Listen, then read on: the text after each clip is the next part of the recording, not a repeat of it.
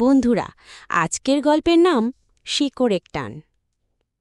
শহরের এক কোণে ঝাঁ চকচকে আলো আর দ্রুতগতির জীবনের মাঝে বেড়ে উঠছিল ছোট্ট অভ্র। তার জগৎ ছিল মোবাইল ফোন, কার্টুন আর ফাস্টফুডের মধ্যে সীমাবদ্ধ। গ্রামের শান্ত স্নিগ্ধ জীবন তার কাছে ছিল এক অজানা রহস্যভূমি।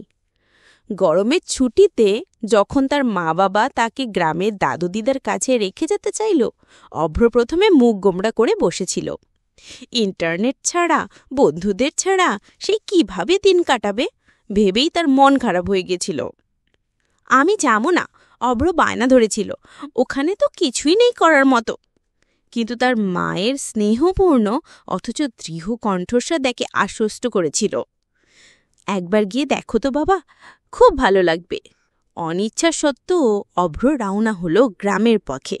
ধুলো মাখা মেঠো পথ, দুপাশে সবুজ ধানের ক্ষেত আর দূরের তালগাছের সারি দেখে তার শহরের ইট কাঠের জঙ্গলের কথা মনে পড়ল। দাদুর পুরনো দিনের বাড়িটা যেন কত গল্প সাক্ষী। উঠোনের একপাশে তুলসী গাছ, অন্য পাশে ফুলের বাগান, সব মিলিয়ে অন্যরকম এক পরিবেশ। প্রথম কয়েকটি দিন অভ্রর কাটল একঘেয়েমিতে। দাদু দিদার পুরনো দিনের গল্প তার তেমন ভালো লাগতো না। গ্রামের বিদ্যুৎহীন রাতে মশার কামড় আর ভ্যাপসা গরম তার কাছে অসহ্য লাগত। সে সারাক্ষণ তার স্মার্টফোন নিয়ে ব্যস্ত থাকত, যদিও তাদের ঠিক মন্দ ইন্টারনেট পাওয়া যেত না। একদিন দাদু তাকে পুকুরে নিয়ে গেলেন।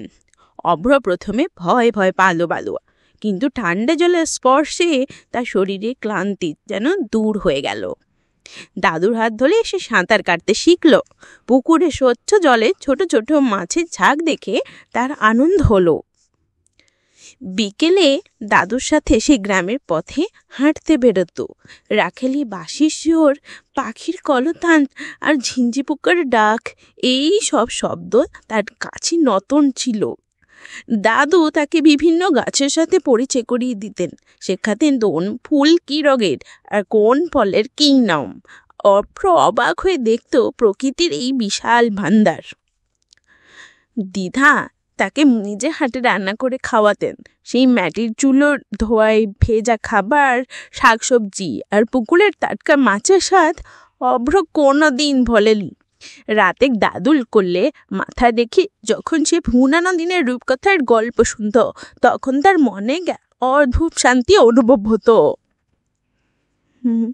ধীরে ধীরে অভ্র শহরের কথা ভুলতে শুরু করলো। গ্রামের সবুজ প্রকৃতি, সরল মানুষের ভালোবাসা আর দাদু দিদার সান্নিধ্যে তার মন ভরে উঠল। সে বন্ধুদের সাথে লুকোচুরি খেলতো, ঘুড়ি ওড়াতো আর গ্রামের মেঠো পথে সাইকেল চালাতো। অবশেষে যখন শহরে ফেরার দিন এলো, অভ্রর চোখে জল। গ্রামের এই কয়েকটা দিনতে জীবনে এক নতুন রং এনেছিল। দাদু দিদাকে জড়িয়ে ধরে সে বলল, আমি আবার আসব। শহরে ফিরে অভ্র দেখল তার চারপাশে সবকিছু কেমন যেন ফাঁকা ফাঁকা লাগছে। সে ঝাঁ চকচকে আলো আর দ্রুতগতির জীবন আর তাকে তেমন টানে না। এখন সে গ্রামের সেই শান্ত স্নিগ্ধ জীবন, পুকুরে ঠান্ডা জল আর দাদুর সে উপরের স্পর্শ অনুভব করতে পারে। সৈকতের টান বড় শক্তিশালী। অভ্র হাড়ে হাড়িতে পেল।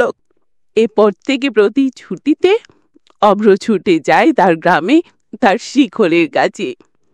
কারণ সে জেনে গেছে সত্যিকারের শান্তি আর আনন্দ শহরের আলোর ঝলকানিতেই নয়, বরং গ্রামের মাটির সোঁদা গন্ধ আর আপর মানুষের ভালোবাসার মধ্যেই লুকিয়ে আছে।